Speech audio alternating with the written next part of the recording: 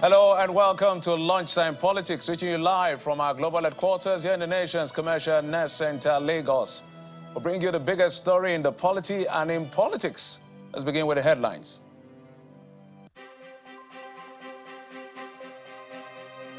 A nation in mourning at former President and Commander-in-Chief of the Armed Forces of the Federal Republic, Muhammadu Buhari, dies in a London clinic at the age of 82.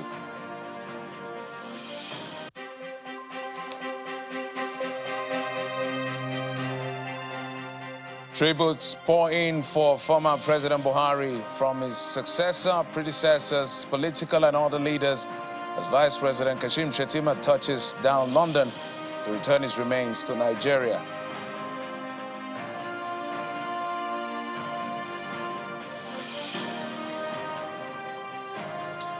Thanks again for joining us on the program. I'm Jeffrey Uzama. It's a day that Nigerians are mourning as immediate family members of former President Muhammadu Buhari were sighted at the London hospital, signaling that the preparations for the return of his remains is in top gear.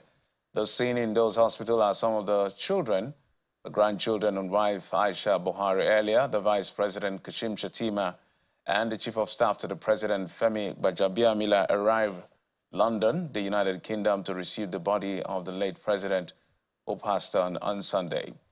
The Vice President, Shettima, was received by the Ministers of Foreign Affairs, Ambassador Yusuf Turga, and Borno State Governor Babagana Zulum. Former President Buhari, who was 82, served as Nigeria's democratically elected president from 2015 to 2023. He also served as military head of state between January 1984 and August 1985. As the nation mourns, his remains is expected back in Nigeria today.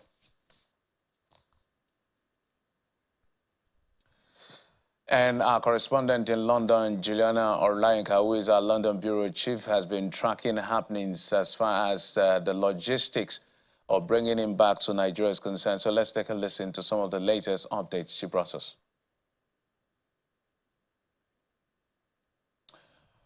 All right, as soon as we get all the details and get to touch with Juliana Orlainka, we will be able to bring you the latest update. But from the last conversation she had with us at the top of the hour, 11 o'clock on News Track, she talked about the fact that we may have run into a bit of a logistics challenge.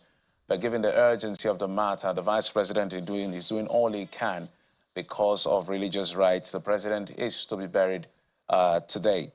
But as the country is coming to terms with the passing of President Muhammadu Buhari, our next report looks back in the life of a man who was a soldier, a war hero, a military ruler, and a democratic president and a statesman.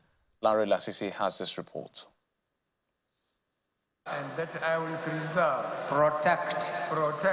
President Muhammadu Buhari, at his inauguration as the 15th President of Nigeria on May the 29th, 2015, addressing the country, he voiced these iconic words. I belong to everybody, and I belong to nobody.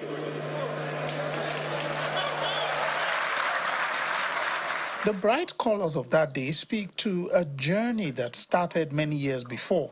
Born in Daura, Katsina State in 1942, where he schooled before joining the Nigerian army, he rose swiftly through the ranks, fighting in the Civil War and playing an active part in several coups that marked the life of the young country.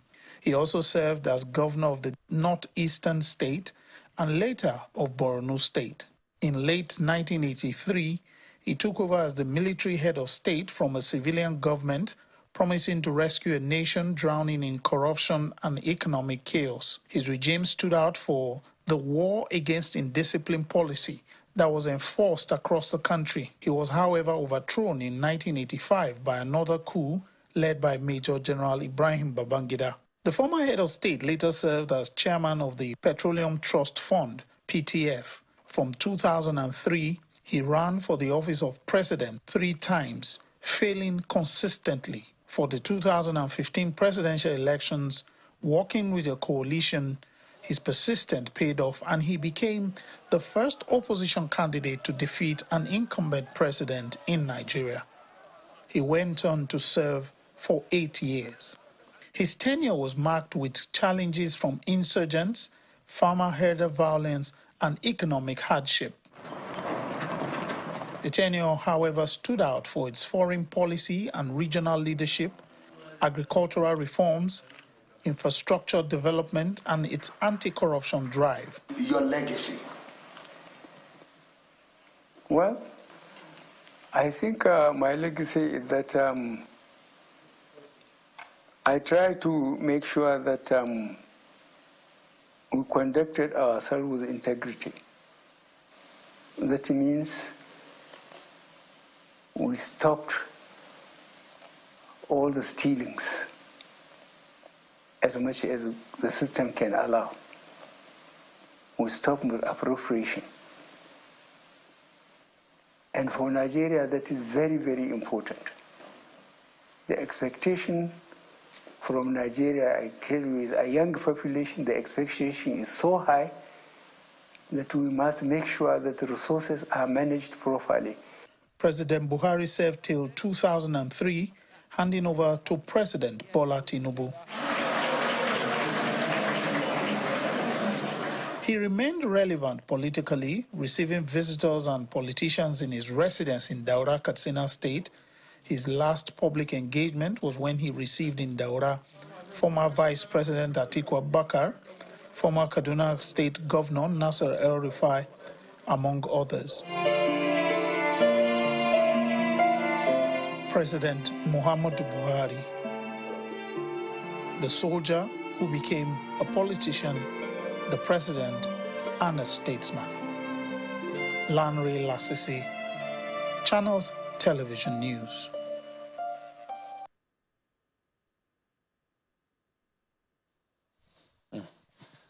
His watch, they say, is ended, and tributes have been pouring in for former President Muhammadu Buhari, including from some of his predecessors. Let's take a listen to what Chief Olusegun Obasanjo had to say.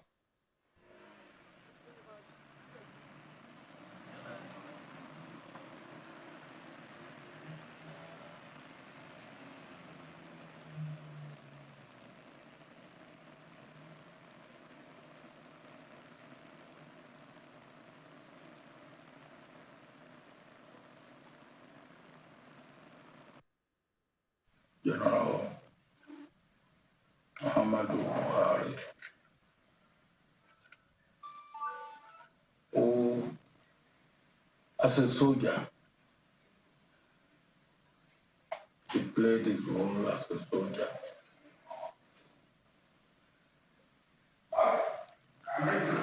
As an administrator, he played his role as an administrator. As a statesman, he played his role as a statesman.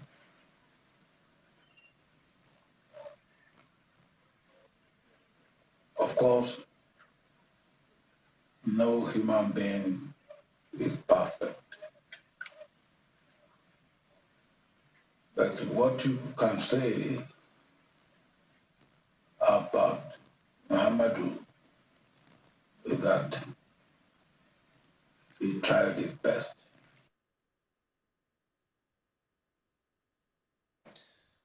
All right, let's get that update from our correspondent, our London Bureau Chief, Juliana Lainka, who has been following up on the latest as far as the attempt to bring back his body to Nigeria by the Vice President is concerned. Juliana? So I am on my way to the hospital. In fact, I'm moments away from the hospital. One of the reasons why you can't see me is because I'm in a taxi, and there has been a cat and mouse chase this morning, of course, because, as you said, the world's eyes are on a very quaint corner of a very prestigious location in central London, and Nigerians across the world have woken up today to further developments following the death of former President Muhammadu Buhari. Now, as you quite rightly said, and as we've seen early this morning, Vice President Senator Kashim Shettima arrived at Stansted Airport, which is not the main airport, London Heathrow. Stansted is on the east side of the capital city, which is about a 2-hour drive from the London clinic. We've seen from those pictures you're showing right now, that the Vice President was accompanied by Femi Gbadagbiamila, the Chief of Staff to President Bola Tinubu, and he's being received here by the Governor and the Minister. Now, what I've just been informed literally moments ago is that what was expected to be a pretty smooth repatriation of the former president's remains has now encountered some procedural delays, with paperwork still being finalized as we speak. Now, we know that this is according to Islamic rites, which is why there is this haste. But I think it is worth mentioning that we do not have a high commissioner here, and perhaps one does wonder, if we did have a #1 Nigerian citizen here in the UK, whether or not the president's remains would already be repatriated. But Vice President Shettima has been out and about this morning. I know that he has already paid a condolence visit to the former First Lady, Mrs. Aisha Buhari, and the family, and that, of course, is not just an official visit. That's a deeply personal visit too, given his past relationship with the family. And as you said yesterday, throughout the afternoon and in the evening, there were several prominent figures from Nigeria's political, sorry, I'm just stepping out of the taxi.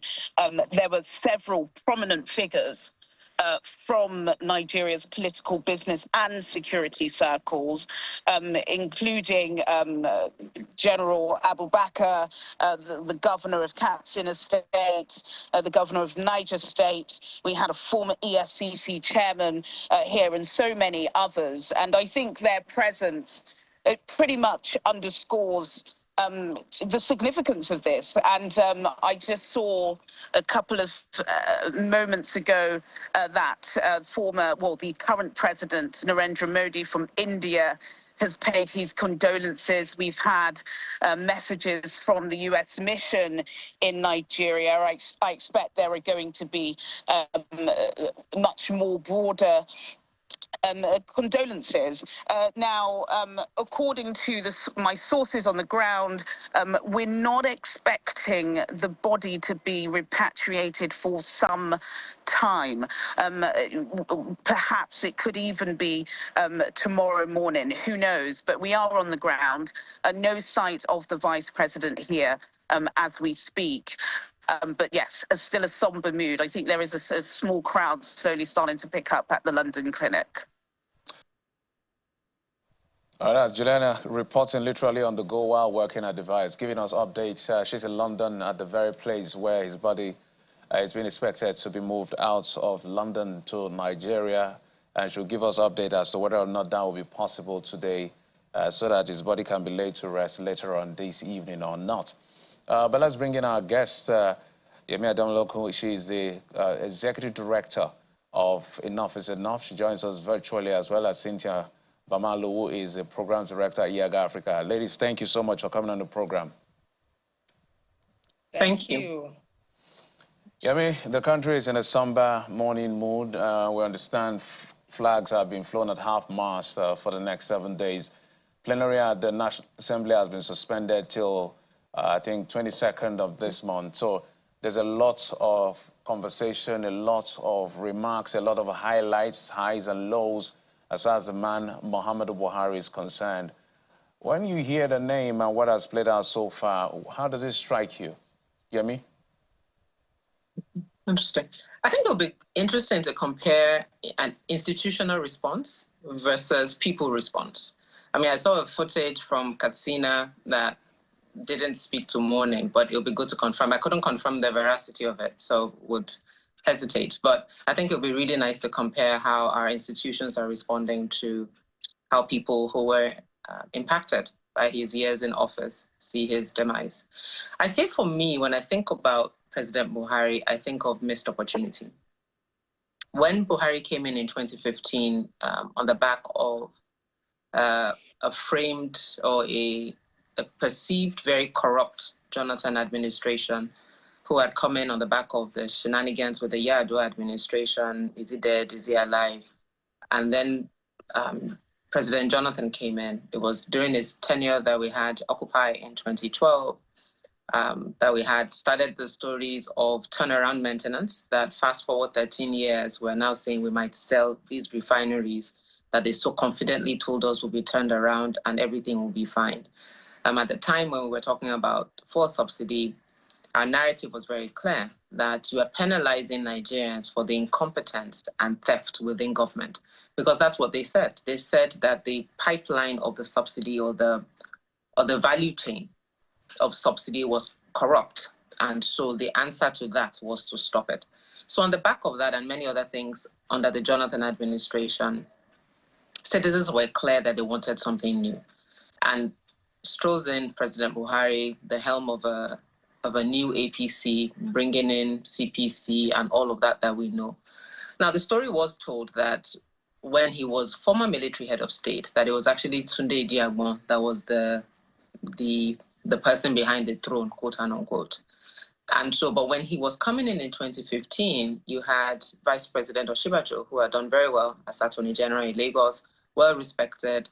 You look to the left, you see a Kayode Fayemi. You look to the front, you see a Malame Rufai, who had also served creditably well as head of BP at the time, by that time. And so the idea, at least at that point, was that this was someone who was no nonsense. And if you look at the clip that you played, when he was asked about his legacy, he did talk about integrity. He did talk about corruption. I like the caveat he gave. He said, to the extent that is possible within the system. But if you look in the future and the young population that we have, that we, in a sense, owe a responsibility to steward our resources appropriately. Very well said. But he then came in, and the story was very different. But the beginning is, I guess, for me, is always the marker. Even before any policies, any pronouncements, Nigerians had adjusted. His track record preceded him. There was a sense that this was a no-nonsense guy. People will go to jail. People will pay for corruption. You go through the airport, nobody's asking you for bribes. Government offices, people had sat up straight. I mean, it was as if Nigerians sat up tall, not only in fear of a man and of his reputation, but almost like we remembered what it meant to do the right things. He hadn't said anything, he hadn't done anything. But for me, it showed very clearly that we know what is right to do. We know the right things to do. We know how systems should work. We know how files should go through a government office. We know how we should treat each other. But what Nigeria continues to lack is leadership that makes that an imperative. And for me, what was striking about President Buhari, that without uttering a word, just by his track record, and the fact that, I guess maybe campaign, whatever, but really, first few months in office, that he was clear. And then we spent forever appointing ministers. And by the time we did all of that, everything was just literally downhill from there. So I'll stop there. All right, let me bring Cynthia. You know, I did quote today earlier that I remember the rejoinder written by Chimamanda Adichie when there was a country was written by the late Chinua Achebe. She said in that rejoinder, I think she captioned it, we remember differently. The man who lost someone in the Civil War will not remember the Civil War like the man who did not lose anyone. So when it comes to Muhammadu Buhari, it's a mixed bag. A contradiction, controversial, commitment, depending on who is looking at what. But you played a very key role with Yiaga Africa in ensuring some of the highlights, the good highlights, came out of the administration. PIA, especially the not too young to run bill. So let's stay with the institutional response, just like Yemia said. What do you make of this? I think first is to extend our condolence to the family because a father, a brother, a husband, a friend, and a former president of our country was lost. We've lost him, and he's gone to the afterlife. And we hope that his soul will rest in peace. And then if we talk about the legacy, you know, when Yemi used the term missed opportunity, and I just smiled because what I had in my mind was unrealized potential. And that is because at assumption into office, especially because of the wave of support, as both young people, a lot of citizens supported his emergence in 2015. There was this huge sense of something new, something different would be happening. But I think for the 8 years he was in office, we had huge potentials that were just not realized. And so if you say institutional memory, I would say that at least there were some positives. We had a Not Too Young to Run bill signed into law under his administration. He signed the bill into law in 2018, and it was a landmark, or it still remains a landmark constitutional amendment, which basically reduced the age to contest for office for younger people. And because of that amendment, post the signing of the bill into law, and by 2019, we had about 101 under 35-year-olds who won elections into office at both national and state level. Also, the Electoral Act that we celebrated in 2022, right? Yes, was actually signed by him in February of that year. And we always make reference to the potentials in the Electoral Act because the 2022 Electoral Act introduced specific innovation that, if implemented adequately, was designed or were designed to strengthen our electoral system and promote electoral integrity. Things like leveraging technology for elections, like the BVAS was part of the Electoral Act. Things around timelines, things around local government administration, elections administration, they were all parts of that Electoral Act. The electoral, we keep saying, has been one progressive legislation that we have in this republic. The challenge has always been implementation. So I would say, from the institutional point of view, those were important legislations or legislative decisions that he took that I do believe had a huge impact in strengthening our electoral process and our democratic process, especially as it relates to promoting inclusion. However, because we're not just looking at the laws that were passed under his administration, we're looking at things around governance and leadership. We're looking at things around how citizens, especially young people, how young people interacted or felt his leadership. And why I use the term unrealized potential was because for such a leader that came into office on support of young people, there was an expectation that his leadership would center or would put young people at the center of his governance agenda. One, through his policies, through his interactions, through his responses to issues. But remember that the EndSARS protest happened under President Muhammadu Buhari, and the response from the government post the killings at the Lekki toll gate in October 2020, the response that came from the president did not meet the expectation of Nigerians. Young people needed answers. Young people needed accountability. Young people needed to see people punished for their fellow citizens, for their fellow youths who died because they were protesting and demanding an end to police brutality. And so if you think about how a president emerged on the support of young people and his response to issues that affected young people, I think that there was a huge gap, which is why for a lot of younger Nigerians who supported him at the time of his first elections, by the time he was leaving by his second term, the love and the affection and admiration that they had was no longer. Then I think for me, the big lesson from this is Nigeria is looking forward, or Nigerians want responsive leadership, a leadership that understands the importance of listening to the people and carrying people along. Nigerians, especially Nigerian youth, are still seeking for a leader that is willing to listen to them and work with them. And so from everything, yes, we celebrate the legislations, but I do believe that there was a lot of potentials. There was a lot of hope, a huge sense of hope, and those potentials were not realized within his 8 years. But I do pray for his soul to rest in peace.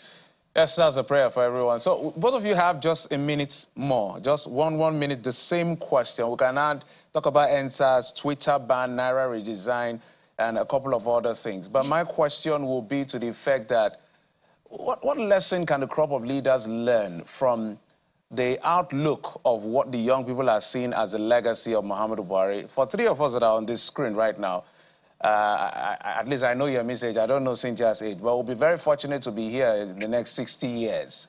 But the young people will be here who are way younger than us. And what they will remember, perhaps, are the black spots, not the bright side of some of the things he's done.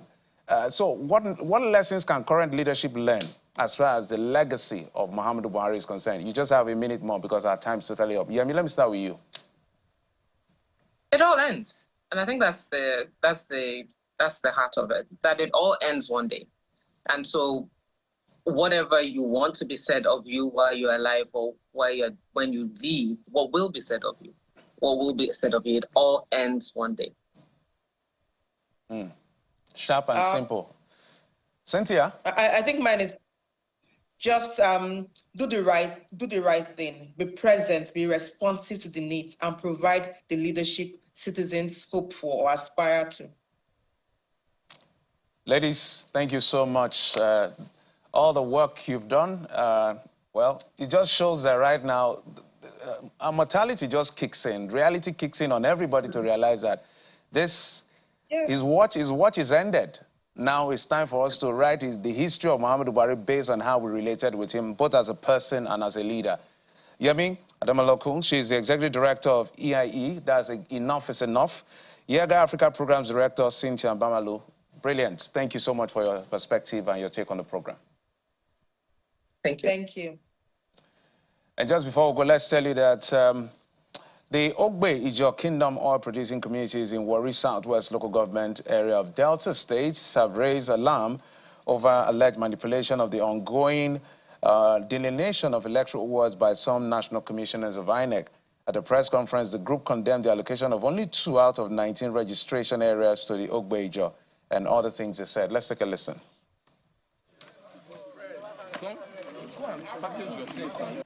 We again call on the chairman of INEC to save Ogbijo people from the oppression, intimidation, and suppression of its national commissioners who have exacted the fresh delineation of Warri Federal Constituency. They should remove their knees from the neck of the Ogbijo people and allow us breathe by allowing the National Population Commission population settlements data and actual feed genuine work to be used for the fresh delineation in Warri Southwest local government area. All right, yet again, our hearts and our prayers as an organization and as a person to the Buhari family, despite what we think and our perspective. A woman has lost her husband, a son has lost his father, a daughter has actually lost her father. Grandchildren are mourning their grandfather. And we've lost the president, former President Muhammadu Buhari, who died at the age of 82. May so rest in peace. And that's it on the program. Thank you for your time and company, and goodbye.